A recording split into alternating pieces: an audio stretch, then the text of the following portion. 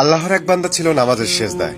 আল্লাহ ডাক দিয়ে বলল, বান্দা তুই যত ইচ্ছা নামাজ পড়, যত ইচ্ছা সেজদা কর, তোর ঠিকানা শুধু জাহান্নাম। কথাটি শুনে বান্দাটি বলতে লাগলো, আলহামদুলিল্লাহ। আল্লাহ বললেন, এই বান্দা, জাহান্নামের কথা শুনেও তুমি আলহামদুলিল্লাহ কেন বলছো? বান্দা বলল, আল্লাহ জাহান্নামেরও মালিক, জাহান্নামেরও মালিক তুমি আল্লাহ যদি খুশি হয়ে আমাকে জাহান্নামে দাও, আমি আপত্তি ও অভিযোগ করব না, আমার কোনো অধিকার নেই। আল্লাহ বললেন, বান্দা তুই তো জাহান্নামে গেলে পুড়ে যাবি, তোর কষ্ট হবে। বান্দা বলে, কষ্ট শুধু কি আমার হবে?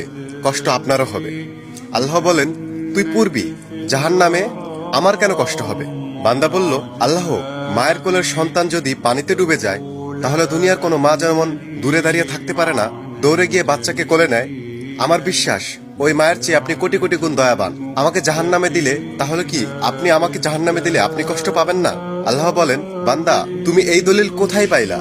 বান্দা বলেন, আল্লাহ, আমাদের জাতির পিতা ইব্রাহিম আলাইহিসসালাম তোমার প্রেম বুকে নিয়ে যখন চুলার উপর গেলেন, তখন তার আগেই আপনি বলে উঠলেন, ইয়া নাকুনি বারদাউ ওয়া সালামান আলা ইব্রাহিম, অর্থাৎ হে আগুন, তুমি ইব্রাহিমের জন্য শীতল ও নিরাপদ হয়ে যাও।